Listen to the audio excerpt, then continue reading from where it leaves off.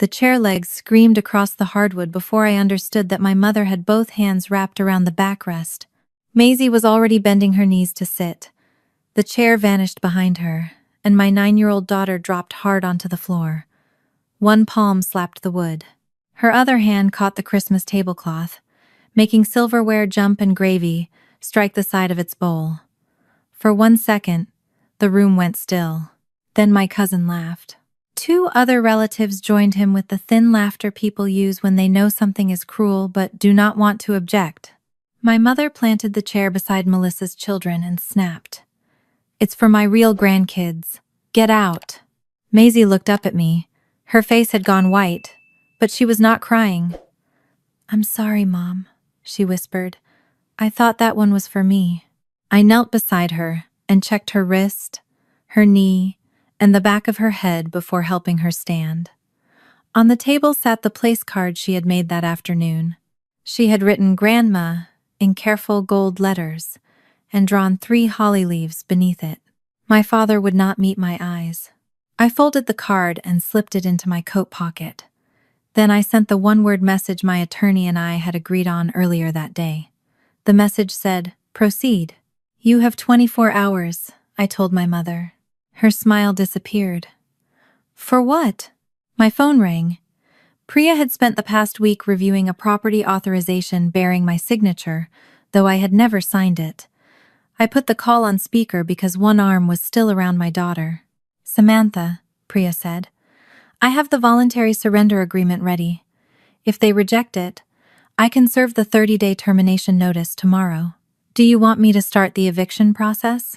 My mother stared at me, as if I had become a stranger. My father went pale. Then he asked the question that told me the chair was only the visible part of what they had done. "Has the district seen the real lease? Before I take you back 13 days, tell me how you are doing today. Stay with me, because the chair was only the beginning of what my parents had hidden inside my house. If stories about protecting the people who cannot protect themselves matter to you, subscribe to the channel and keep watching. 13 days earlier, Maisie and I were sitting at our kitchen table with gold markers, red cardstock, and enough glitter to follow us into the new year. Mrs. Delgado, Maisie's teacher, had sent home the leftover cardstock from a classroom art project, and Maisie had decided every guest should have a handmade placegar card. Our townhouse was modest, but it was ours. I had bought it 6 years earlier, before I chose to become a mother through donor assistance. By December 2025, I was 41, Maisie was 9, and our home was the place where she could spread paper across every flat surface without anyone telling her she took up too much room. She was lettering names onto Christmas place cards for my mother's dinner at Cedar Lane Cottage. Her tongue pressed against the corner of her mouth whenever she concentrated. "Grandma likes the holly leaves, right?" she asked. "She'll love them." Maisie finished the 3rd leaf, then reached for a blank card. Her hand stopped over it. "Should I make mine now?" she asked, "or wait until Grandma decides where I'm sitting?" The marker in my hand hovered above the card I was decorating for my father. Some questions asked for information. Others came from children who already feared the answer and hoped you would prove them wrong. "There will be room for you," I said. Maisie smiled, but it was the small, careful smile she used when trying to help an adult feel better. She wrote her own name in plain black ink, without holly leaves. Cedar Lane had belonged to my Aunt Elaine. After she died in October 2021, probate ended the following May, and the deed transferred to me. The cottage was a 3-bedroom Cape Cod 20 minutes from our townhouse, inherited without a mortgage but not without taxes, insurance, repairs, or responsibility. Ruth Bell, Aunt Elaine's longtime neighbor, still mailed Maisie a birthday card every year. She was one of the few adults connected to Cedar Lane who never made Maisie ask where she belonged. My parents moved in on the 1st of July 2022. Priya Nair, an attorney I had known since college, drafted the rental agreement. After the first year, it converted to month. My parents paid $850 a month, far below market rent, enough to cover most carrying costs without making them feel dependent on me. At least, that was what I had told myself. I never called Cedar Lane my house in front of them. I did not inspect rooms, dictate guests, or remind them whose name was on the deed. My mother hosted civic luncheons there, posed for campaign photographs beside Aunt Elaine's fireplace, and spoke publicly about stable homes. That winter, Judith Carver announced she was running for the Brookfield County School Board. Her first flyer showed her standing with Ethan and Piper, Melissa's children. Stable homes, strong families, protected children. Maisie was not in the photograph. I explained that away. Ethan attended middle school. Piper was in elementary school. Judith's campaign concerned public education, so perhaps she wanted children who attended Brookfield schools beside her. I had not asked how they attended those schools. Melissa lived with her husband Nathan in Ashford County, outside the Brookfield district. When she mentioned how well the children were doing, I assumed they had received a legal transfer. No one had asked me for help, so I believed none had been required. On Friday, December 12, a certified envelope arrived while Maisie was at school. The return address belonged to Brookfield County Public Schools.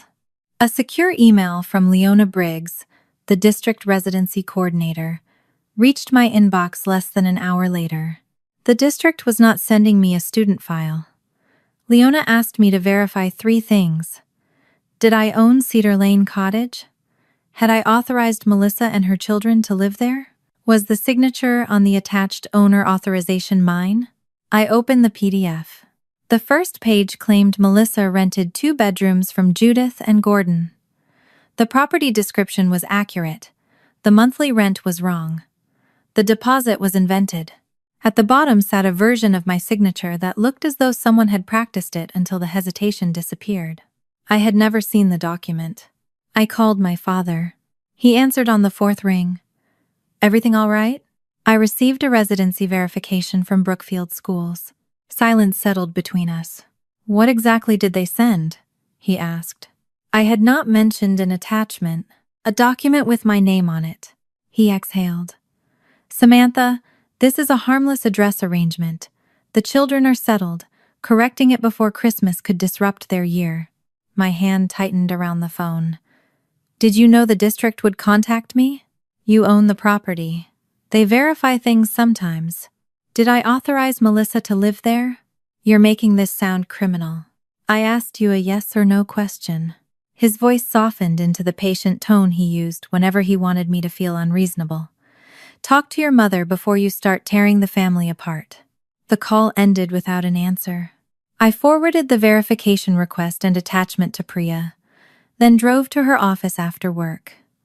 She retrieved the genuine Cedar Lane agreement and placed the documents side by side. For several minutes, she said nothing. Then she traced one paragraph with the capped end of her pen. The real agreement prohibited my parents from subletting, adding occupants without written consent, or using the property to establish another person's residency or eligibility. The false document repeated one distinctive sentence, almost word for word, except someone had reversed its meaning and turned a prohibition into permission. That wording came from my agreement, I said. Yes, it did, Priya replied. Who had access to it? You, me, and your parents. I thought of my father's silence. My mother's flyer. Maisie asking whether she should wait to learn where she belonged. Priya slid the papers toward me. Do not sign the district verification yet. Preserve the certified letter, the secure email, and this PDF exactly as you received them. I'm not trying to start a war. I understand that. I just need to understand what happened. Priya held my gaze. Then start with the person who gained something. I looked at the false sublease, at my practice signature, and at an address my family had treated as theirs, until someone needed my ownership to become real. Priya tapped the names of Melissa's children. Who benefits, she asked, if the district believes your sister's children live in your house? Priya's question followed me into work on Monday morning. Who benefited if Brookfield County believed Melissa's children lived in my house? I tried to leave it in the parking lot. My first patient was an 8-year-old boy named Caleb, who had fractured his wrist falling from a scooter. The bone had healed, but confidence had not. He held his hand close to his chest and watched his mother's face before every movement, as if pain could be predicted by the way an adult reacted. "Try turning your palm toward the ceiling," I told him. Caleb began, then stopped when his mother inhaled sharply.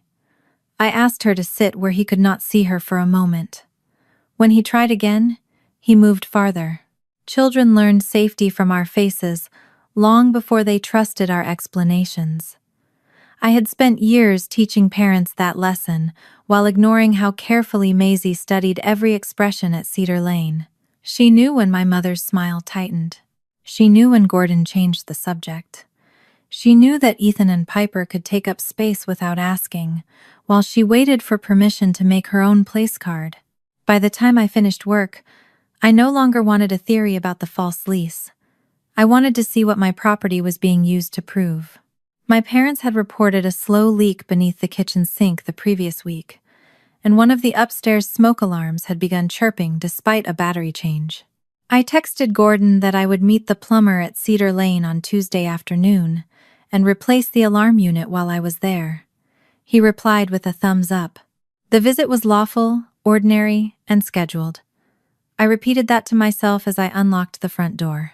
Cedar Lane smelled like cinnamon wax and fresh pine. Judith had wrapped garland around the staircase and placed campaign signs beside the entry table. Gordon was in the kitchen with the plumber, explaining the leak in more detail than the man required. I carried the new smoke alarm toward the stairs, then stopped at the breakfast nook. 2 Brookfield backpacks hung from matching hooks beneath a framed weekly schedule. Spare uniform shirts had been folded into wicker baskets. Ethan's mathematics paper and Piper's spelling test were displayed in inexpensive frames beside Judith's campaign brochures. At first glance, it looked like the corner of a house where children began every school day. At second glance, it looked like a set. The shoes beneath the bench were too clean. The uniform shirts still held the flat creases from their packaging. There were no half-used pencils, forgotten water bottles, food wrappers, or damp coats. I opened no drawers and entered no bedrooms. I did not need to. 5 people did not live in that house. Someone had arranged enough evidence to make a photograph say they did. Gordon followed my gaze. The bags stay here because I drive them in the mornings. From Ashford? I asked. They spend plenty of time with us, he replied. That wasn't my question. Before he answered, the front door opened. Judith walked in wearing a red campaign badge pinned to her coat. She looked from me to the backpacks and immediately understood what I was examining. You came here to inspect us, she said. I came for the smoke alarm and the leak. But now you're viewing your own parents through a landlord's eyes. I am the landlord, Mom. More importantly, the district sent me a document saying Melissa and the children live here. Judith removed her gloves 1 finger at a time. Safe schools should not depend on zip codes. Do they live here? Children deserve stability. Do they sleep here most school nights? Her chin lifted. You always reduce family to forms when feelings become inconvenient.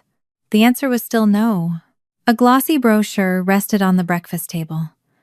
Judith's photograph filled the front panel. Beneath it, a paragraph praised her decades of service and described her as providing a stable weekday home for 2 Brookfield grandchildren. The wording was not accidental. Neither were the backpacks behind her in the photograph. Cousin Leah arrived while I was replacing the smoke alarm. Judith had asked her to photograph the Christmas decorations for the campaign page. Leah moved through the rooms with her phone, adjusting candles and straightening pillows, while Judith directed her toward the most flattering angles. In the dining room, the main table had been extended for Christmas. Near the hallway stood a small folding table with 3 narrow chairs. Don't include too much of that one, Judith told Leah. It's only for overflow. Leah shifted her angle, but not before taking one photograph that captured both tables. On the sideboard, framed school portraits of Ethan and Piper stood beside campaign materials, I looked for the drawing Maisie had given Judith after Thanksgiving, a picture of Cedar Lane with all of us beneath a crooked yellow sun. It was not there. I checked the mantel without touching anything. Judith noticed. I rotate the children's things. Where is Maisie's drawing?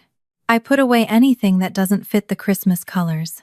It had been made with red, green, and gold crayons. Judith turned to Leah before I could answer. Make sure you get the grandchildren's photographs in the background. She did not correct herself. She did not need to. When Leah left, Judith handed me 2 wrapped gifts and said Christmas dinner would begin at 5:30. Bring Maisie early if she wants to help with the place cards, she added. But prepare her to respect the seating plan. I will not have confusion in front of guests. What confusion? I asked. You know she gets sensitive when she thinks something should be equal, Judith replied. She is 9. So are plenty of children who understand that every family has an order. Gordon stared into the sink while the plumber tested the repaired pipe. I wanted to confront both of them about the lease.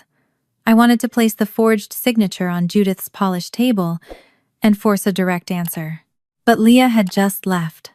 The plumber was still kneeling beneath the sink, and Judith was already turning every question into an accusation against me. A public argument would give her another stage. I'm coming early on Christmas, I said. We will speak privately before anyone sits down. Judith smiled as if she had won something. Of course. Maisie was quiet when I picked her up from after-school care. Jamal's grandmother, Denise Carter, was collecting him at the same time. She handed Maisie a cinnamon roll from a paper bag and shifted her tote off the bench before Maisie could ask whether there was room. On the drive home, Maisie watched the houses pass until we crossed out of Brookfield County. Did Grandma put up my drawing? She asked. Not today, I said. She rubbed one thumb along the edge of her seatbelt.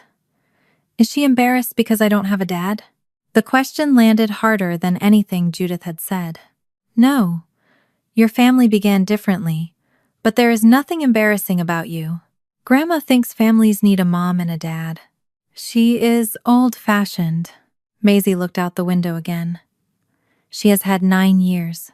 I had used the same explanation for so long that I had stopped hearing what it required from my daughter. Be patient. Do not take it personally. Give Grandma time. In every version, the adult was protected, and the child was asked to wait. That evening, I replied to Leona through the district's secure portal. I confirmed that I owned Cedar Lane. I stated that I had not authorized Melissa, Ethan, or Piper as residents, and that the signature on the owner authorization was not mine. I did not ask for student records. I told Leona I was consulting counsel and would provide any further property verification before the stated deadline. Then I saved the confirmation and closed my laptop. My phone rang before I could stand. Melissa's name appeared on the screen. I answered without greeting her. What did you tell the district? She asked. I confirmed facts about my property. Her breathing changed. Why is a simple school address already with a lawyer? I looked toward the hallway, where Maisie was brushing her teeth. Melissa had not asked what document I meant. She had not asked why the district contacted me. She already knew the address was not where her children lived. What did you tell the district? Melissa repeated. I told them I own Cedar Lane. You do not live there, and the signature they sent me is not mine. She went quiet long enough for me to hear a cabinet close somewhere behind her. Can we talk without Mom and Dad? That was the first honest thing she had said. We met the next morning at a coffee shop halfway between Ashford and my townhouse. I left Maisie with a friend from work, and Melissa came alone. She chose a table in the back, kept her coat on, and placed her phone face down beside a cup she never touched. You're treating this like fraud, she said. What would you call using my address and my signature without permission? An address favor. Mom said the children spend enough time with them that the district allows it. Do Ethan and Piper sleep at Cedar Lane Sunday through Thursday? Her eyes dropped to the lid of her cup. Not every week. Most school nights? I asked. No, she said. The word came out quietly, but it changed the conversation. There was no misunderstanding left for me to preserve. Melissa rubbed her palms together beneath the table. They stay over sometimes. Dad drives them. Their things are there.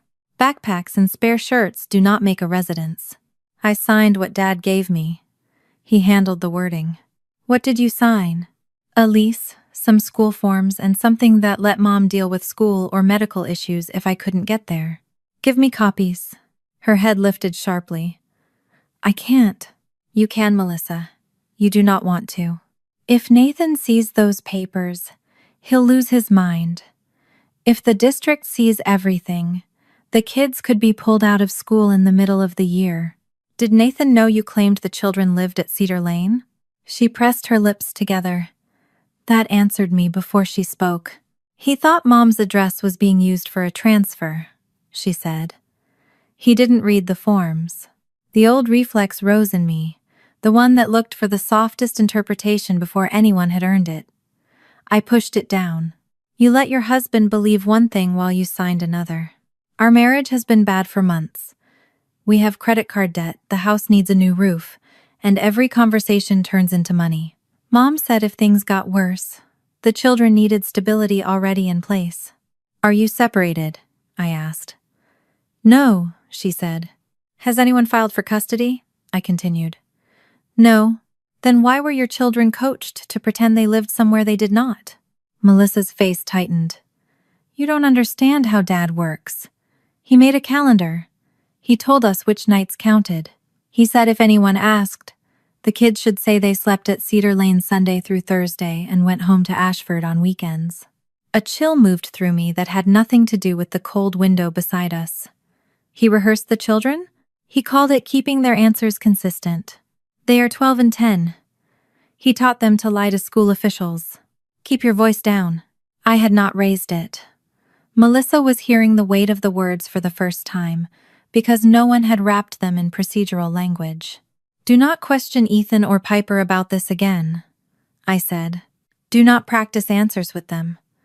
Do not ask Maisie what she knows.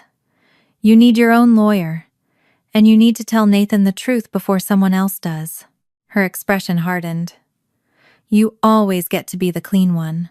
I did not sign those forms. No, you just own the house everyone else needs. The accusation hurt because it was designed to. For years, my family had treated my ability to solve a problem as proof that I was responsible for solving it. Now Melissa wanted my ownership to become consent. I gave Mom and Dad an affordable home, I said. That did not give them the right to manufacture a second household inside it. She looked toward the front door.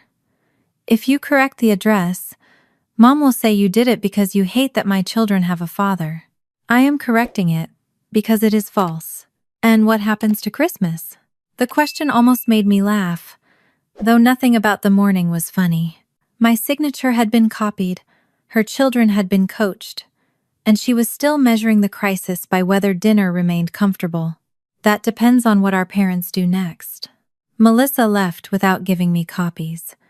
She carried the untouched coffee to the trash, then changed her mind and took it with her, as if wasting $3 would be the most irresponsible thing she did that day. I drove directly to Priya's office.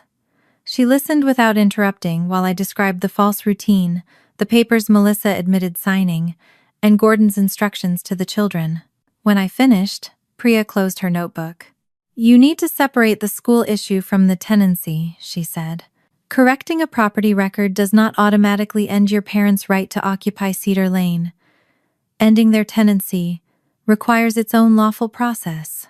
I am not changing the locks. I know. I am telling you what the choices actually are. The first option was a written voluntary surrender agreement. Judith and Gordon could agree to a reasonable January move-out date, return the property in acceptable condition, and disclose every document that used Cedar Lane or my name. The second option was termination of their month-to-month tenancy by written notice. If they remained after January 31, Priya could then file for possession. Nothing happened instantly, and nothing happened through a threat shouted across a dinner table. I'm not sure I want them out, I said. Priya's expression did not change. Then I will prepare the documents and hold them. Preparation is not a decision. I stared at the legal pad between us. I want to speak to them privately before Christmas dinner. I want to hear whether they will correct this without turning it into a war. You are combining a family gathering with a confrontation involving housing and false documents. I'm going early. Maisie and I will leave if Mom refuses to treat her decently. Priya folded her hands. You need a clear trigger, not anger, not embarrassment. A decision you can explain to yourself tomorrow. We agreed that if Judith or Gordon refused a private conversation, defended the false records, or publicly humiliated Maisie, I would text the single word proceed. Priya would call before 7:30. She would not pretend a court filing could happen on Christmas night. She would simply state the two lawful paths and ask whether I wanted her to send the voluntary surrender agreement or begin the termination process. Before I left, she looked at me over the top of her glasses. Do not use the call to frighten them into loving your daughter. I won't, I said. Housing can create distance. It cannot create remorse, Priya replied. That evening, Melissa sent me a screenshot without explanation. It showed a calendar Gordon had created for the claimed weekday routine. Blue blocks marked false overnight stays at Cedar Lane. Notes beside several dates reminded Melissa when to leave backpacks, school folders, and medication at my parents' house. At the bottom, one February reminder read, Renew POA. I typed, What does POA mean? The message showed as read. Melissa did not answer that night or the next morning. On Christmas afternoon, Maisie stood in our entryway, wearing a navy dress and holding the box of place cards against her chest. Rain had darkened the pavement outside, and the bare branches scraped softly against the townhouse window. Am I supposed to go? She asked. I crouched to straighten the ribbon at her waist. Yes, because you were invited. But listen to me. If anyone treats you like you are less than family, we leave immediately. You will not have to earn your place by staying quiet. She studied my face, searching for the part of the promise that might bend. Even if Grandma gets upset? She asked. Especially then, I said. We reached Cedar Lane 40 minutes before dinner. Cars filled the curb, though I had asked Judith for time alone. Through the front window, I saw relatives moving between the dining room and kitchen. I should have turned around then. I had expected the house to be quiet, and I told myself we could hand over the cards, ask once for 5 private minutes, and leave at the first refusal. It was the last time I let hope overrule what Maisie had already shown me. Judith opened the door before I knocked. Her eyes moved from me to Maisie's place card box. I asked to speak privately, I said. She stepped aside, but did not lower her voice. Not tonight. Tonight the family sees where everyone belongs. Judith's words followed us into the house. Tonight the family sees where everyone belongs. I had promised we would leave at the first refusal, and she had just given it. But Judith had already turned toward the living room. Maisie was clutching the cards she had spent hours making, and I made the mistake of believing we could deliver them and leave before anything worse happened. Cousin Leah was arranging relatives for a family photograph. Children in front, Leah said. Grandchildren near Grandma and Grandpa. Ethan and Piper stepped beside Judith without being directed. When Maisie moved toward them, Judith rested a hand on her shoulder and guided her toward the folding table near the hallway. Stand there so we can balance the frame, she said. Maisie obeyed. From where I stood, she appeared close enough to be included, but not close enough to touch anyone. Judith placed one hand on Ethan's shoulder and the other on Piper's. Gordon stood beside her, looking at the camera instead of at me. Leah took several photographs. In the last one, Maisie smiled, because everyone else had been told to smile. Afterward, she carried her place cards into the dining room. The main table had been laid with Judith's china and polished silver. Ethan's name stood beside Gordon. Piper's stood beside Judith. The remaining cards marked places for the adults. Maisie searched the table twice. I made one for myself, she said quietly. A card with her name sat near an empty chair at the far end. It had been moved from the top of the box, though neither Maisie nor I had placed it there. "That one must be mine," she said. Judith was carrying a serving dish from the kitchen. She saw Maisie touch the chair and did not correct her. Instead, she set down the dish, adjusted a candle, and waited until Mark and several other relatives entered the room. "Dinner is ready," she announced. "Everyone find your assigned place." Maisie pulled the chair back and began to sit. Judith crossed the space in 2 fast steps. Both hands closed around the backrest, and she yanked it away. Maisie struck the floor before I reached her. One palm scraped across the hardwood. Her right knee hit hard enough to make her cry out, and her fingers caught the tablecloth, sending forks and glasses rattling against the china. Mark laughed openly. 2 relatives beside him gave short, nervous laughs, then looked away. Ethan let out a startled sound that almost became a laugh before his face changed. He stared at Maisie with immediate shame. Piper lowered her eyes to her plate. Judith dragged the chair beside Ethan and Piper. "It's for my real grandkids. Get out!" The words silenced the room more completely than Maisie's fall had. My daughter looked up at me, stunned. "I'm sorry, Mom. I thought the chair was for me." I dropped beside her and forced myself to move in the order I used with injured children at work. She knew her name and where she was. She had not struck her head or neck. Her pupils looked even, and she denied dizziness, nausea, blurred vision, or head pain. I asked her to move both wrists and open and close her hands. Her left palm was scraped but not deeply cut. Her right knee was already reddening beneath her tights. "Can you bend it?"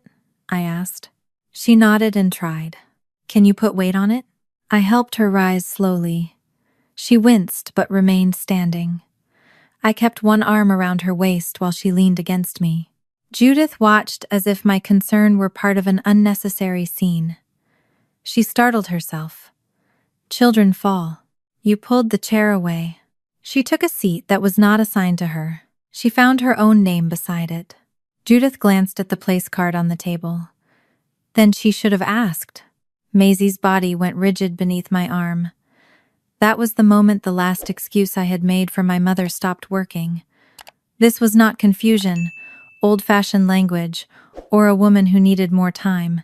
Judith had arranged an audience, allowed Maisie to believe the chair was hers, and waited until she could humiliate her in front of everyone. I took out my phone and sent Priya the one-word message we had agreed upon. It said, "Proceed." "You have 24 hours, I told Judith. Her mouth curved into a disbelieving smile. "To do what, Samantha? Apologize because your daughter ignored the seating plan?" "No. You have 24 hours to respond to a voluntary surrender agreement, disclose every document using Cedar Lane or my name, and stop using my property address for anyone who does not live here." The smile left her face. "You would threaten your parents' home over a chair? This is not only about the chair. It never is with you. You collect grievances until you can punish someone." My phone rang. Priya's name appeared on the screen exactly as we had arranged. Because Maisie still needed my support to remain standing, I answered with one hand and put the call on speaker. "Samantha," Priya said, "I have the voluntary surrender agreement ready. If they reject it, I can serve the 30-day termination notice tomorrow. Do you want me to start the eviction process?" No one moved. Judith looked around the table, perhaps expecting someone to defend her. Mark stared at his place setting. The relatives who had laughed were suddenly fascinated by the candles. Gordon's face lost its color. "Has the district seen the genuine tenancy agreement?" he asked. Priya went silent on the phone. I looked at my father. He had not asked whether the children would lose their school placements. He had not asked whether I had reported the forged signature. He wanted to know whether the district could compare the false paperwork with the real lease he had once signed. Judith turned on him. "Why would that matter?" He did not answer her. Priya spoke carefully. "Samantha, we do not need to discuss documents in front of minors or extended family. I will send the agreement through the proper channel." "Do that," I said. The deadline is tomorrow at 7. Judith stepped toward me. You are not taking my Christmas and turning it into some legal performance. You created the performance. You brought a lawyer into my dining room. You brought my signature into a school file. Several heads lifted. Gordon closed his eyes briefly, but Judith's expression did not soften. She looked angry that I had said it aloud, not shocked that it had happened. Maisie's fingers tightened around my sleeve. I turned toward the room. The children will not hear another legal word tonight. Ethan looked at me then, his face still red with embarrassment. Piper remained motionless beside the chair Judith had moved for them. Neither child had caused this, and I refused to make them sit through the collapse of the adults around them. I collected Maisie's coat and the place card box. Judith followed us into the entryway. If you leave now, she said, do not expect me to chase after you. I stopped waiting for that years ago. No one blocked the door. There were no police, no dramatic removal, and no keys taken from anyone. My parents remained inside Cedar Lane because the law did not erase a tenancy in the time it took a child to fall. The difference was that I was no longer going to protect that tenancy from the consequences of what they had done. Rain tapped against the windshield as I drove home. Maisie sat in the back with her injured knee elevated on a folded coat. Every few minutes, I checked her in the mirror. She watched the dark houses passing outside and did not ask whether Christmas dinner would continue without us. My phone vibrated at a red light. The message came from Gordon. Do not let Priya serve notice until I explain what Judith was trying to secure before Melissa's marriage collapses. By the time we reached home, Maisie's knee had swollen beneath her tights, and the scrape across her palm had begun to sting. I settled her on the kitchen counter, helped her change into pajamas, and cleaned the scrape with warm water while she stared at the gold place cards still inside their box. She could bend her knee and bear weight, although each movement made her wince. Because she had fallen hard, I called the pediatric advice line and described exactly what had happened. The nurse told me to watch for worsening pain, vomiting, unusual sleepiness, confusion, or difficulty walking. If none appeared, I could use ice, elevation, rest, and an age-appropriate pain reliever. Maisie listened to every word. Am I going to the hospital? She asked. Not unless something changes. Right now you are sore and shaken, but you are safe. I wrapped ice in a dish towel and placed it over her knee.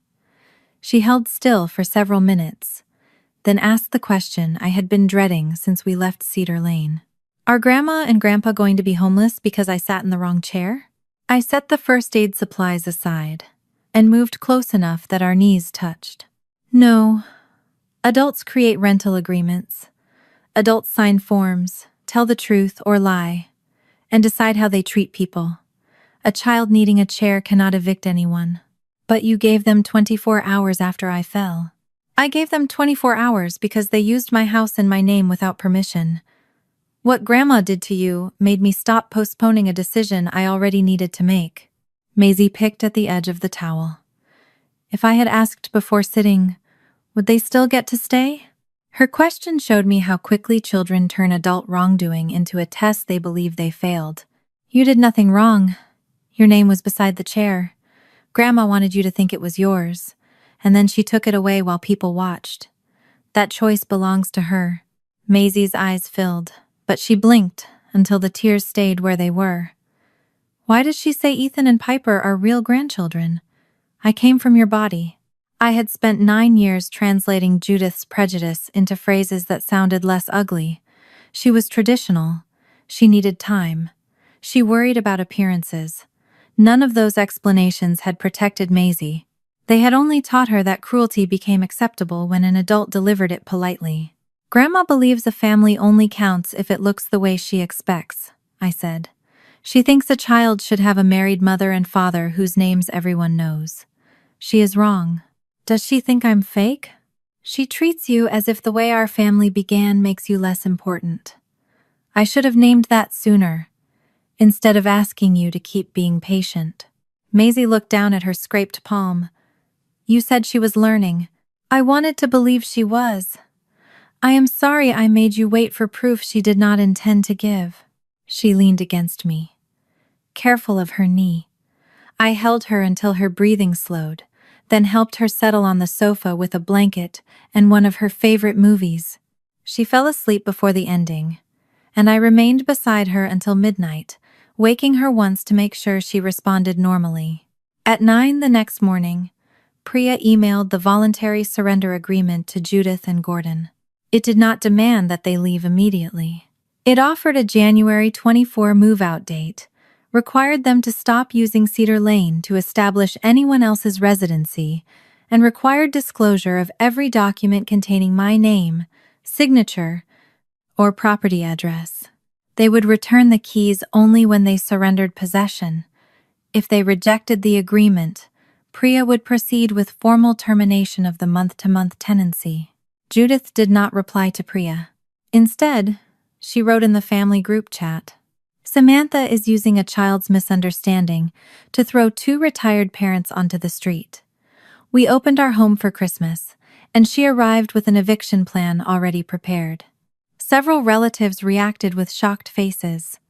Cousin Mark wrote that legal threats had no place at a family table. Leah did not defend me, but she did not agree with Judith either. I typed 3 different responses and deleted all of them. Every version tried to explain the chair, the false signature, and Gordon's question about the genuine lease. Judith wanted me arguing in public because public confusion was safer for her than private documentation. I closed the chat. Priya sent the agreement again, through the formal delivery address listed in the tenancy documents, and copied Gordon. She instructed me not to negotiate its terms through relatives, social media, or text. At 11, Gordon requested a video meeting with Priya and me.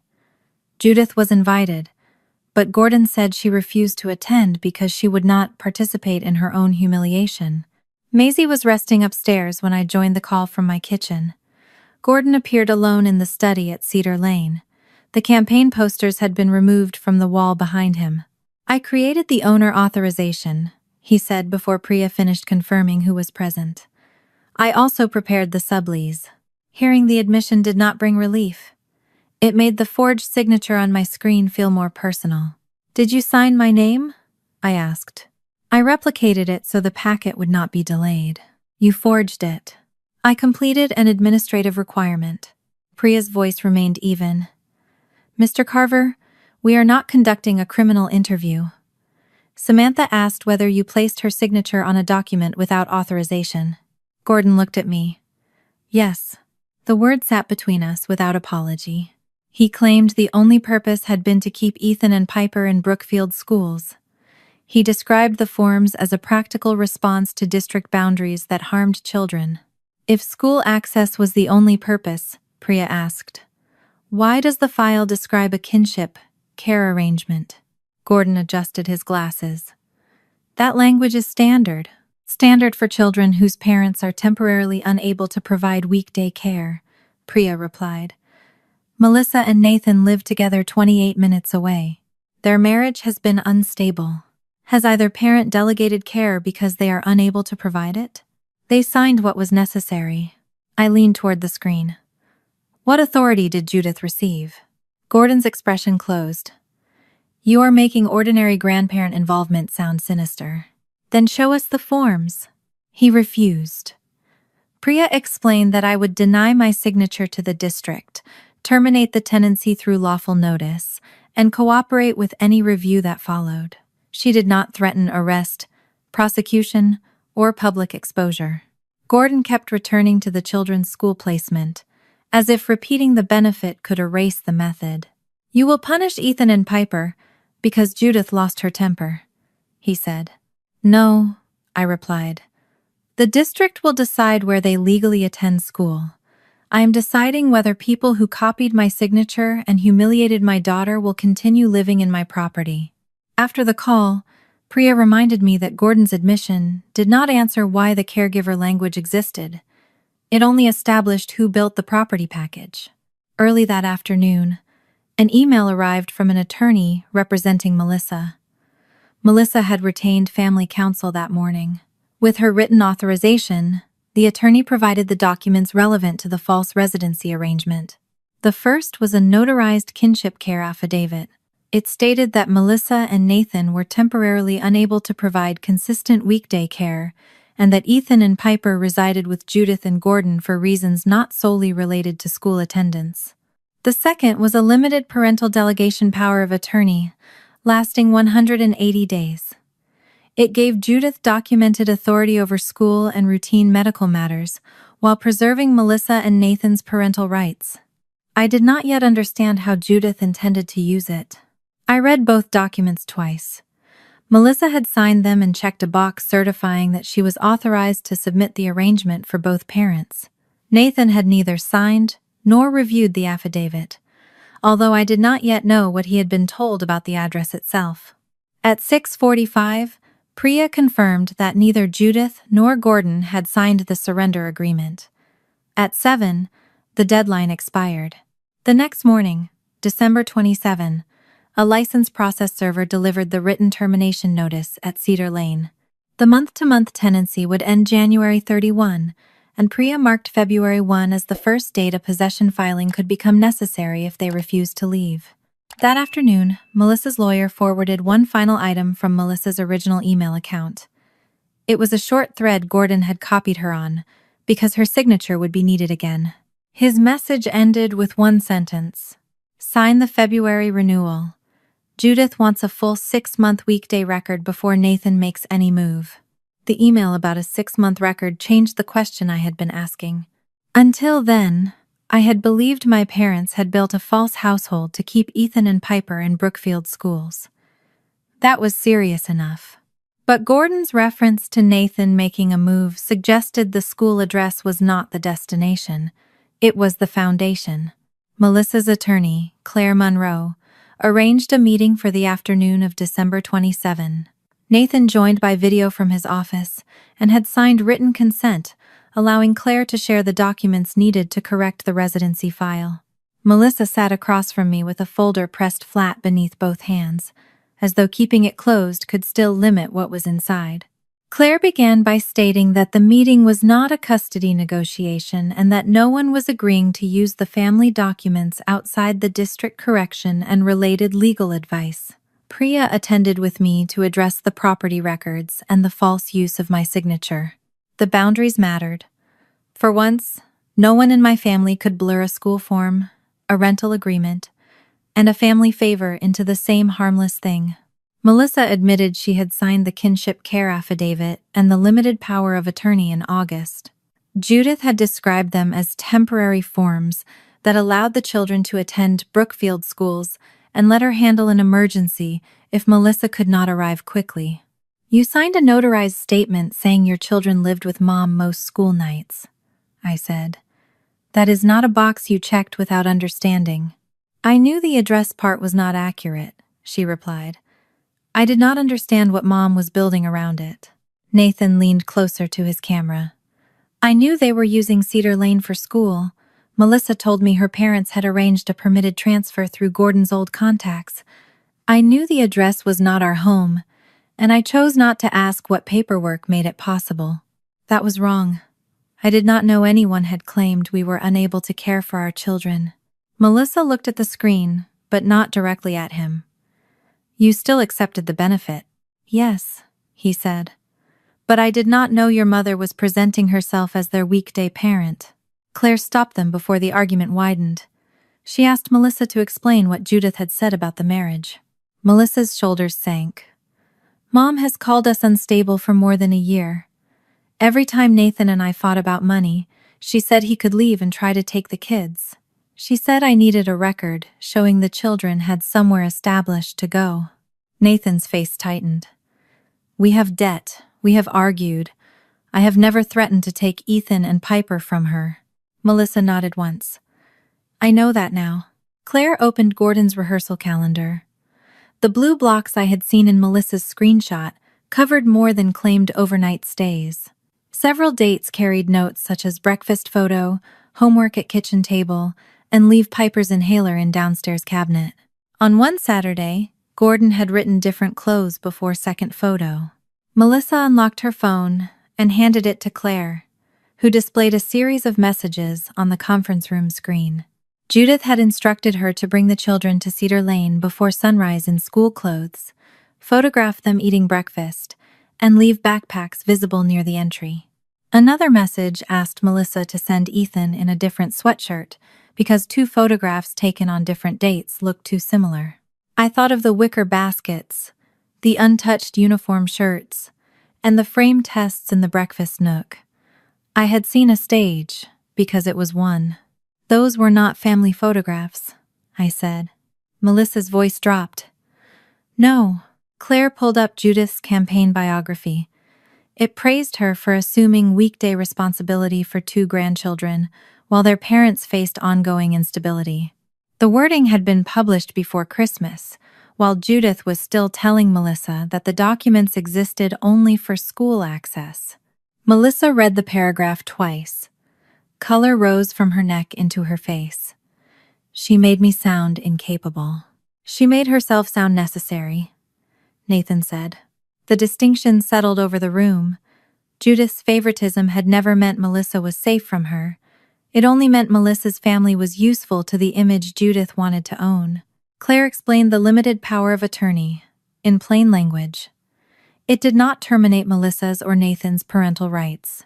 It did not give Judith custody, and it would not automatically decide any future court dispute. It did, however, document delegated authority over school and routine medical decisions. Combined with a false weekday residence history, photographs, calendars, and public claims, it could become one item Judith might use to pressure Melissa if the marriage deteriorated. So Mom could not just take my children with this, Melissa said. No, Claire replied, but she could point to it and claim she had already been functioning as their regular caregiver. That claim would still be challenged, especially if the underlying facts were false. Priya asked Claire to display the original email thread from Melissa's inbox. Gordon had copied Melissa because her signature would be required for the February renewal. His message referred to maintaining consistency, but Judith's reply explained why. By February, we will have 6 months of school, doctors, breakfasts, and weekday care on paper. If Nathan files, no one can call us occasional grandparents. I read the sentence until the words stopped looking like words. Gordon had replied that the plan would work only if everyone kept the Cedar Lane routine consistent. He reminded Melissa that the children's answers, clothing, school materials, and overnight calendar had to match. Nathan removed his glasses and pressed his fingers against his eyes. Your parents were preparing for a custody fight that did not exist. Melissa stared at Judith's email. She kept telling me she was protecting me. She was preparing to become the person you could not function without, I said. For the first time since the district letter arrived, Melissa did not defend her. She authorized Claire to notify Brookfield County that the children did not live at Cedar Lane, that the weekday schedule was false, and that she would not appeal using the fabricated household story.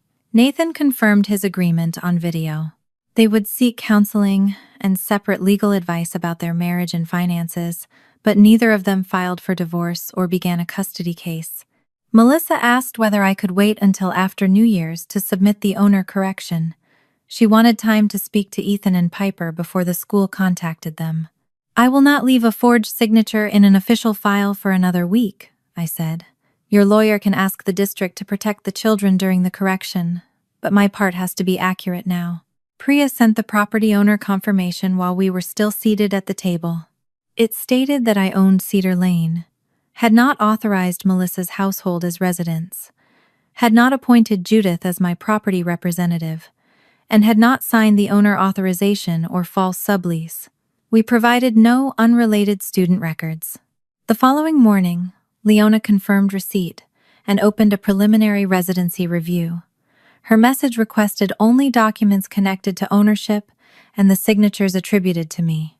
She said the district would communicate separately with the parents and their counsel about the children's records and placement. Judith learned of Melissa's authorization before lunch. She called me 3 times, then sent a message accusing Melissa of betraying the only people who had protected her. I did not answer. The word betrayal meant something different to Judith. It meant someone had stopped cooperating with the version of reality she preferred.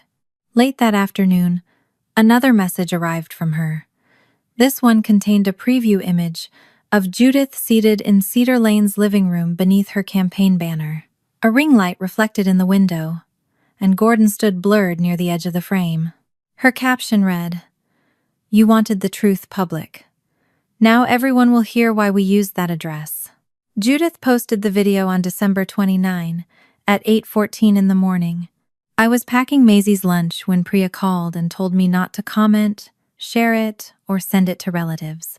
She instructed me to screen record the entire page, including the date, account name, caption, and public comments. Maisie was upstairs getting dressed. I put in my earbuds before opening the video, because I did not want my mother's voice reaching her room.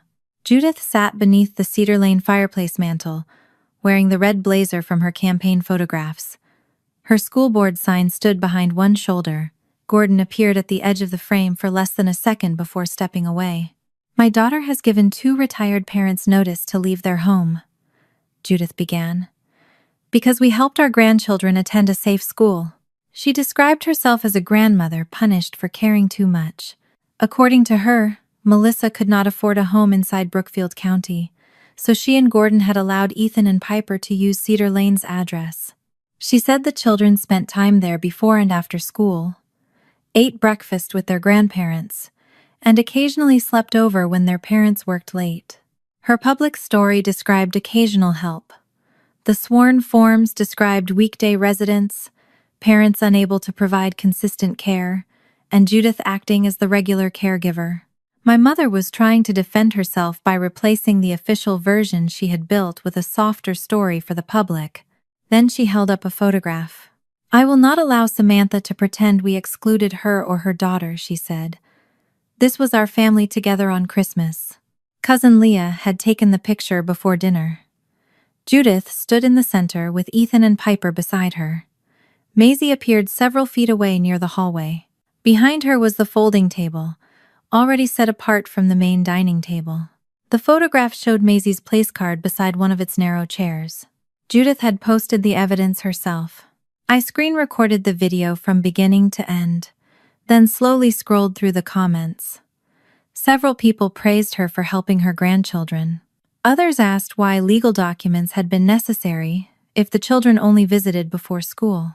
Then Mark commented, "Samantha is furious because Judith pulled one chair and told the donor kid the big table was for real grandchildren.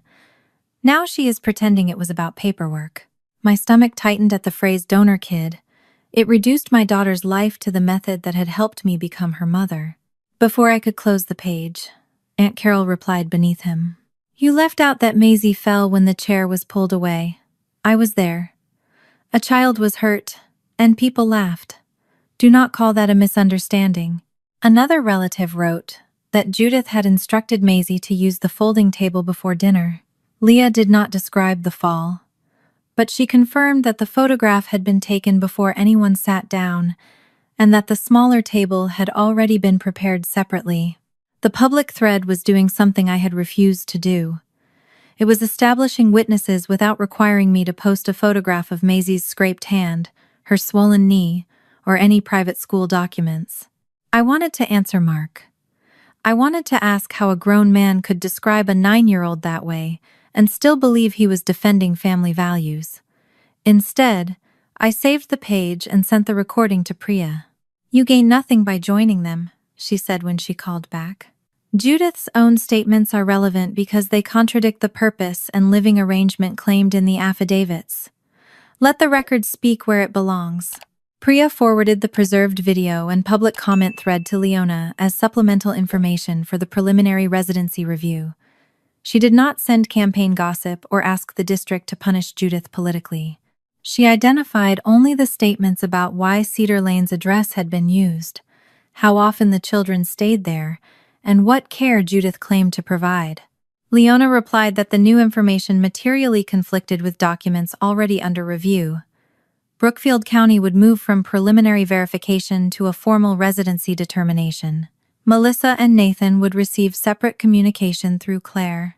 I would receive only requests concerning the property, the genuine tenancy, and documents bearing my alleged signature. By noon, Judith's video had spread beyond her campaign page. 2 volunteer co-chairs posted brief resignations. One wrote that she could not support a candidate who publicly justified inaccurate residency records while campaigning on school accountability. A local parent coalition paused its endorsement pending an explanation. It could not stop Judith from continuing to seek the school board seat. It could only stop lending her its name, while her own statements were being examined. Gordon texted me shortly after 2. I told her to remove it. She thinks the comments prove people support us. That message was the only reason I knew they disagreed privately. I did not imagine the argument or assign words to either of them. I only knew Gordon understood the danger, and Judith still believed attention was a form of control. The video disappeared several hours later. Deleting it changed nothing. Priya had preserved a complete copy, as had members of the public who had shared it. Judith could remove the original post, but she could not make hundreds of people forget what she had said. Maisie came downstairs while I was closing my laptop. She saw my face and stopped at the bottom step. Did Grandma say something about me again? She posted a video about the house and the school address. Did she show me falling? She asked. No, I said. I was grateful that part was true. Some adults discussed what happened, I continued. You do not need to read it, and you do not need to defend yourself. Maisie studied me. Are you defending me? Yes, but not by fighting strangers online. She nodded, though I could tell she did not fully understand. At 9, justice still looked like someone publicly saying the cruel person was wrong. I was learning that the safest victory often happened in rooms children never had to enter. The next day, Melissa called. She said Nathan had watched Judith's video and finally understood that the Cedar Lane arrangement had been presented publicly as evidence that he and Melissa could not provide a stable home. He wants every false statement corrected immediately, she said. Claire is going to represent us together for the district issue, but she told us to obtain separate advice if our marriage becomes part of anything else. Are you filing for divorce? No. We are angry, not divorced. I was relieved she understood the difference. My mother had prepared for a custody battle until the preparation itself began creating one. On New Year's Eve, Gordon emailed Priya, rather than contacting me directly. He offered to provide the editable leases, calendars, and form templates he had created. In return, he wanted written assurance that I would limit my cooperation to denying my signature and would not assist the district beyond correcting the property record. Priya read his proposal aloud during our call. He is offering evidence in exchange for control over what you say truthfully, she said. Can I agree just to get the files? No. The district's review belongs to the district. You cannot bargain away its authority, and you should not promise to withhold relevant facts. I thought of Judith's campaign message about stable homes. Every decision my parents had made came back to the same need. They wanted to decide which facts counted, which children belonged, and which version of the family everyone else was allowed to see. On January 2, Leona sent formal conference notices through the secure portal. The meeting would take place on January 12. Priya and I were included only for questions involving Cedar Lane's ownership, tenancy, and the signatures attributed to me. An attachment listed the documents the district expected me to authenticate. I recognized the false sublease and owner authorization from the first packet. The third document was new. It named Judith Carver as my authorized property agent, giving her permission to approve additional residents, execute occupancy documents, and verify household information on my behalf. My old signature appeared at the bottom. I had never seen the document, and I had never given my mother authority over Cedar Lane. The false property agent authorization had been built from a real piece of my past. On January 5, Priya placed it beside a maintenance approval I had signed 4 years earlier, when Cedar Lane needed emergency plumbing work. Gordon had received a scanned copy because he was home to let the contractor inside. The signature on the school document was the same image, resized and pasted beneath language, giving Judith authority I had never granted. Priya did not call it a forensic breakthrough. She asked me to sign a declaration, stating what I had and had not authorized, then attached the genuine maintenance approval to show the limited purpose of the original signature. My declaration was simple. I owned Cedar Lane.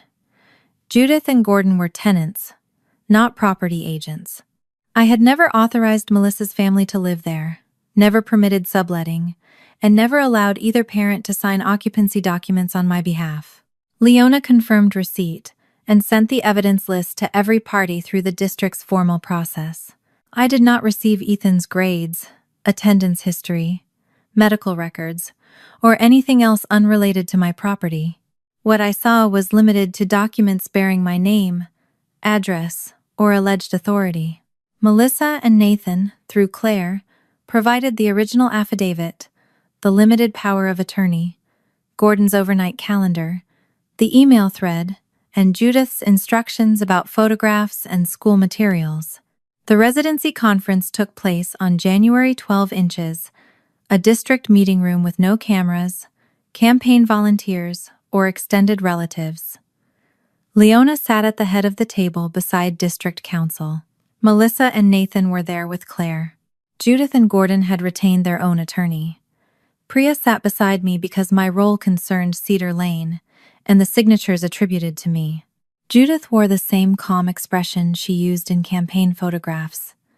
She looked irritated by the privacy of the room, as if a proceeding that could not be turned into an audience was somehow unfair. Leona began with the children's actual routine. Melissa and Nathan confirmed that Ethan and Piper slept at the Ashford house, and Claire supplied the utility and transportation records through the district's required channel. Gordon's overnight calendar contradicted that routine, while photographs labeled as separate school mornings had been staged during weekend visits. Leona did not question Ethan or Piper in front of us. She made clear that coached answers would not be treated as if children had designed the arrangement. When the property documents came up, Priya handed me the genuine tenancy agreement. Leona then moved through the false sublease, owner authorization, and property agent form. I denied every signature and every claimed grant of authority. Priya showed the maintenance approval from which my scanned signature had been taken. Gordon's attorney called some of the documents drafts. Submission dates and Gordon's own emails showed they had been used as final enrollment verification. Melissa admitted she had signed statements she knew were false because she wanted the children to remain in Brookfield. Nathan signed a correction acknowledging that he had accepted a questionable address arrangement but had never agreed to be described as unable to care for his children. Gordon then admitted drafting the forms and creating the calendar. "I wanted consistency," he said. "Children give different answers when adults ask complicated questions." "You taught them answers," Leona replied. "I prepared them not to be confused." "You prepared a false household and then trained children to describe it." Judith finally leaned forward. "Grandparents bend rules for children every day. We fed them, drove them, helped with homework, and gave them access to better schools. No child was harmed by having more adults care." Leona's voice remained steady. "Ordinary family help does not require notarized statements saying parents cannot provide consistent care. It does not require false leases, copied signatures, or staged evidence of overnight residence." Judith's attorney touched her arm, but she pulled away. Gordon followed my instructions because Samantha refused to help the grandchildren who had a real family to preserve. The room became very quiet. I had spent years trying to persuade my mother that Maisie was not an argument, an exception, or a social experiment. I had explained donor assistance, answered invasive questions, and accepted small exclusions because I thought patience might eventually become love. I no longer wanted an apology shaped by fear of consequences. "You used my address to prove Melissa's children belonged in that house," I said. "Why did you need a chair to prove mine did not?" Judith looked directly at me. "You made your choices, Samantha," she said. "The rest of us should not have to pretend every choice creates the same kind of family." There it was, without euphemism. The chair had not been an impulsive punishment. The folding table, the photographs, and the word real had all come from the same belief. Judith considered my daughter less legitimate and considered herself entitled to use my property to protect the family she valued more. The answer hurt, but it ended the question. Leona returned the meeting to the district matter. She explained that Brookfield would issue a written residency determination. Ethan and Piper would not be publicly identified or punished. Brookfield and Ashford would coordinate a short transition, so their schooling did not stop abruptly. District Council said local policy allowed Brookfield to calculate non-resident tuition for the period of ineligible enrollment. Any assessment would be issued in writing with an opportunity to challenge the amount. No one announced a criminal fine, demanded money in the room, or threatened to remove the children that afternoon. On January 16, Leona sent the written determination. Ethan and Piper were not Brookfield residents. Melissa and Nathan received appeal instructions, but through Claire they declined to maintain the false claim. They arranged for the children to transfer on January 26. The district began calculating tuition separately. Melissa and Nathan would address it through council after receiving the written amount. Judith's campaign consequences moved on a different track. The parent coalition withdrew its endorsement after reviewing her public remarks, and more volunteers and donors left. No organization could stop her from continuing to seek the seat. They could only withdraw the names, labor, and credibility that had made her campaign look viable. Priya called that evening while Maisie was finishing homework at the kitchen table. "The school record is corrected," she said. "The tenancy is not."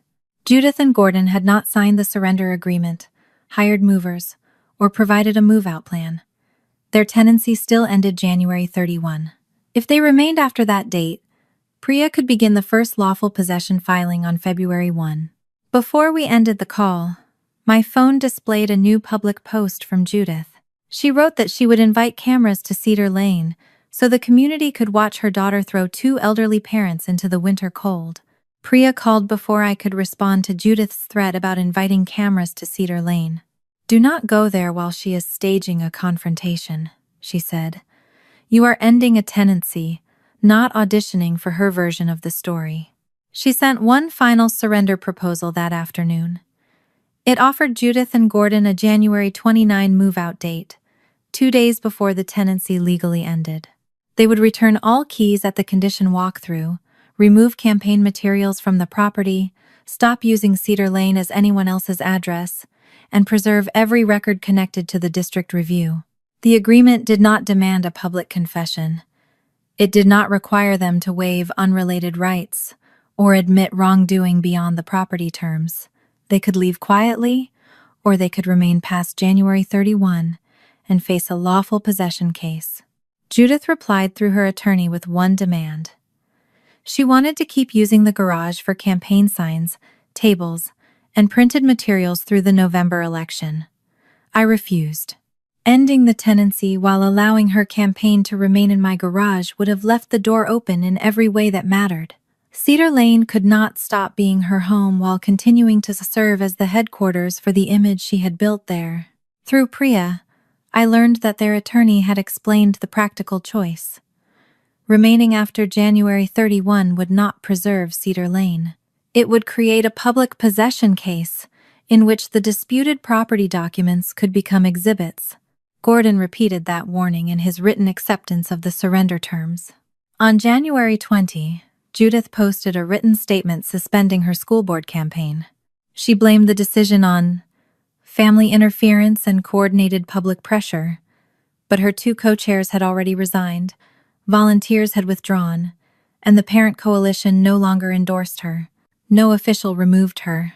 The people whose names and labor had made the campaign possible simply stopped lending them to her.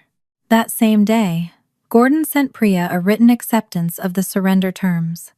He stated that he had urged Judith to sign because he would not risk a holdover case after January 31.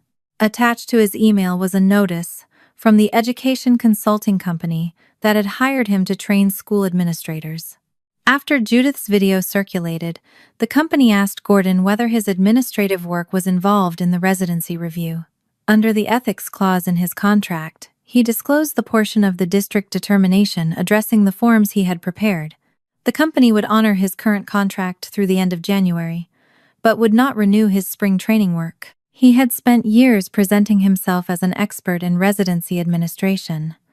The false household he designed had made that expertise the reason the company no longer trusted him. Judith and Gordon signed the surrender agreement on January 21. I felt no triumph when Priya sent me the completed copy. Relief arrived instead, followed by a sadness I could not name without sounding as though I regretted the boundary. I did not regret it. I regretted that my parents had been given several chances to tell the truth, and had chosen control each time. The next consequence belonged to Melissa and Nathan. Brookfield issued its written non-resident tuition calculation.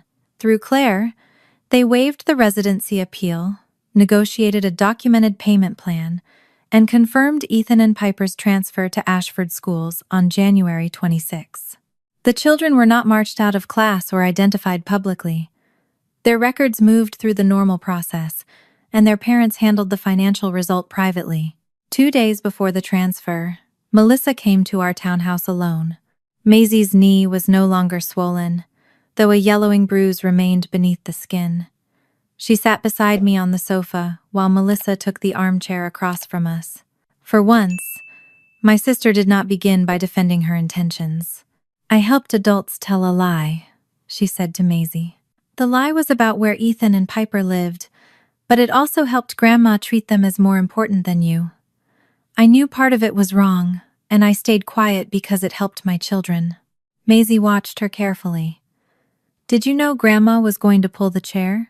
"No, I did not know she would do that." "But you knew she called them the real grandchildren." Melissa's eyes filled. "Yes, I heard her say things like that, and I did not stop her." Maisie looked at me before asking, "Am I supposed to forgive you?" Melissa shook her head. "No, I came to tell the truth and apologize. You do not owe me an answer." That was the first apology from anyone in my family that did not demand comfort in return. After Melissa left, Maisie asked whether Ethan and Piper were angry with her about changing schools. I told her their parents had created the situation and were responsible for explaining it. She was not required to carry their disappointment any more than they were responsible for Judith's choices. Cousin Mark sent his apology the next morning. He admitted laughing when Maisie fell and acknowledged that his public comment had been cruel. He said he had joined Judith's version because it was easier than admitting what he had watched. I replied that I appreciated the apology. I did not invite him over, add him back to our holiday plans, or promise that everything was repaired. An apology could be recognized without becoming a key to the same relationship someone had damaged.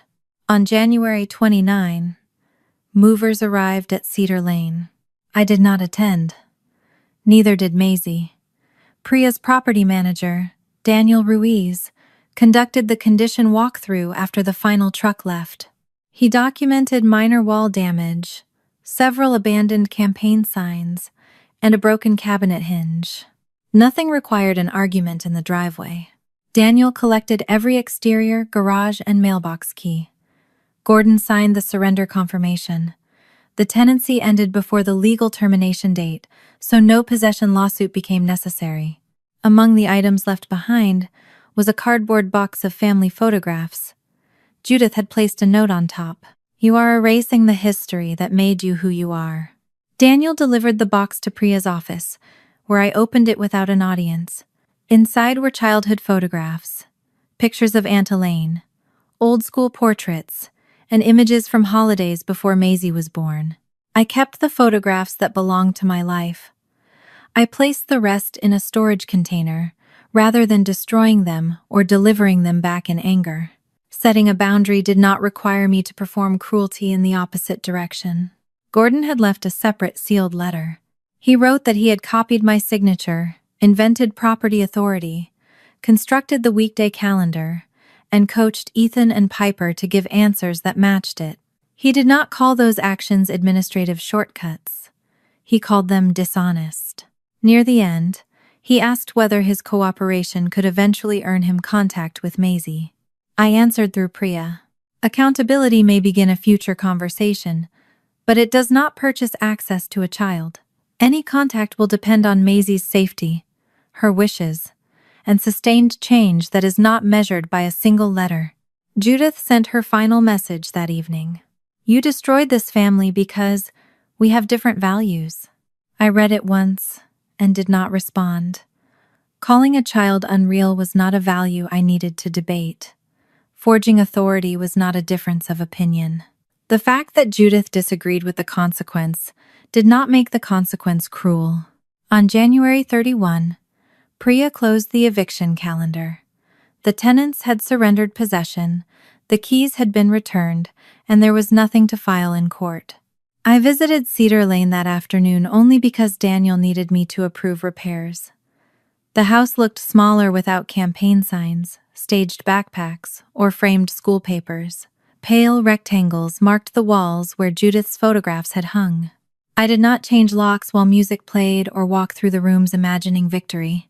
I approved the cabinet repair, requested estimates for paint, and told Daniel I had not decided whether I would sell the house or rent it at market value. Maisie waited for me in the front room with her coat zipped to her chin. What will happen to Cedar Lane? She asked. I haven't decided yet. She considered that, then reached for my hand. Then the house can wait. I don't need to. 4 months later, on April 25, Maisie sat at our kitchen table with 3 spring performance tickets spread beside her art journal. Her knee had healed completely. The bruise disappeared long before winter ended, and she no longer hesitated before sitting down in unfamiliar places. The deeper injury had taken more patience. After Christmas break, she sometimes studied an adult's face before accepting an invitation, as though kindness might be withdrawn once enough people were watching. Mrs. Delgado, her teacher and the person supervising the performance, noticed before I did. She began giving Maisie small responsibilities during rehearsal, such as arranging music folders and helping younger students find their positions. She never announced that she was building Maisie's confidence. She simply gave her a place and behaved as if no one had the right to question it. The school had issued 3 guest tickets to each performer. Maisie opened her journal to a clean page and wrote a heading in purple marker. People I want there. She printed my name first. The second ticket went to Ruth Bell, Aunt Elaine's longtime neighbor. Ruth had stayed in contact with me since Elaine's funeral, sending birthday cards to Maisie, and calling every few weeks without asking for information she had not earned. After Christmas, she began visiting us for Sunday lunch. She never tried to replace anyone. She listened when Maisie talked and remembered what she said. The third ticket went to Denise Carter, the grandmother of Maisie's friend Jamal. Denise had welcomed Maisie during playdates, fed her too many cinnamon rolls, and treated every child at her table with the same easy warmth. When Maisie once asked where she should sit, Denise had looked surprised by the question and told her to choose whichever place let her reach the strawberries. Mrs. Delgado would already be at the performance with the students, so she did not need a ticket. Maisie wrote the 3 names carefully, then checked the spelling twice. I waited for her to ask whether Judith or Gordon had to be included, because they were related to her. I did not mention them. I had spent too many years introducing my mother into moments where Maisie had not asked for her. Is that everyone? I asked. Maisie counted the tickets. Yes. She did not look troubled by the number. She did not ask whether the audience would appear incomplete without more relatives. She placed each ticket inside an envelope and decorated Ruth's with yellow flowers and Denise's with small cinnamon rolls. Our family had not returned to normal because the version we once called normal had depended on Maisie accepting less. Melissa continued doing what accountability required without asking me to declare everything repaired. She and Nathan attended counseling, followed the Brookfield tuition payment plan, and worked through the financial problems they had hidden from each other. She gave me occasional updates through message openness that did not demand an immediate response. Ethan and Piper adjusted to their Ashford schools more quickly than the adults had feared. Their contact with Maisie remained limited and ordinary. They exchanged birthday messages, spoke during one supervised family visit with Melissa, and played an online word game twice. No one forced the three children into instant closeness to prove the adults had learned something. Melissa once asked whether I thought we could all spend Thanksgiving together. Not this year, I told her. She accepted the answer without arguing. That mattered more than any promise she could have made. Gordon sent a second letter in March. Unlike his first, it did not ask whether cooperation had earned him access to Maisie. He wrote that copying my signature and coaching Ethan and Piper had been his choices, not actions Judith had forced on him. More importantly, he admitted what his first letter had avoided. He had watched Judith pull the chair away and worried first about protecting the genuine lease instead of the child on the floor. I stored the letter with Priya. I did not make Maisie read it. An adult's confession belonged to the adult until the child was old enough and willing to decide whether it served her. Judith sent a card 2 weeks before the performance. The front showed a watercolor family gathered beneath a flowering tree. Inside, she wrote that too much had happened on all sides and that blood should matter more than old grievances. There was no mention of Maisie's fall, the false documents, or the words real grandkids. Judith still wanted reconciliation to mean that everyone accepted her explanation. I placed the card in the same file as the other records and did not show it to Maisie. Protecting my daughter did not require presenting every wound to her merely because it arrived in an envelope. On the evening of the performance, Maisie wore a pale blue dress and silver shoes she had chosen herself. She stood backstage with 20 other children while families filled the auditorium. I sat between Ruth and Denise. Ruth carried a small bouquet wrapped in brown paper. Denise had brought enough mints for an entire row and whispered that school chairs had been designed by people who disliked grandparents. When the curtain opened, Maisie walked to her place beneath the stage lights. For one brief moment, she scanned the audience. I saw the old caution in the way her eyes moved across the rows. Then she found me. She found Ruth holding the flowers, and Denise waving before Mrs. Delgado gently signaled for everyone to settle. Maisie's shoulders relaxed. She did not search again. The performance was a collection of songs, short readings, and student artwork projected behind the children. Maisie read 4 lines about spring gardens. Her voice trembled on the first sentence and steadied by the second. When she finished, the audience applauded, and she smiled without looking toward the places where absent relatives might have sat. Afterward, she ran toward us in the hallway. "Can we get pizza?" she asked. "All the people I invited?" Denise said she had never rejected an invitation involving melted cheese. Ruth handed Maisie the bouquet, and Mrs. Delgado joined us long enough to tell her how clearly she had spoken. There was no replacement Christmas dinner. We did not recreate a holiday table or turn an ordinary meal into a ceremony about surviving my mother. We went to a crowded neighborhood restaurant, ordered 2 large pizzas, and argued cheerfully about whether pineapple belonged on one of them. Maisie talked about the performance, Jamal's missed entrance, and the boy who had sneezed during the quietest reading. No one asked her to discuss Cedar Lane. No one praised her for being strong or expected her to transform pain into a lesson for the adults. She was allowed to enjoy the evening. When we returned home, she opened her art journal and taped the invitation list beneath a sketch of the stage. She smoothed the page with both hands. I stood in the doorway, remembering how I once believed every family gathering needed every relative present before it could count as whole. I had confused completeness with attendance and biology with entitlement. In trying to keep my parents in Maisie's life, I had allowed them to behave as though their presence was a gift she had to earn. Maisie closed the journal without checking whether another name should be added.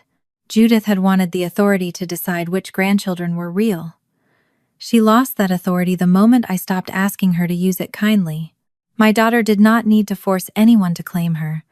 She had learned to recognize the people who made joy feel safe, and she was finally free to choose them for herself.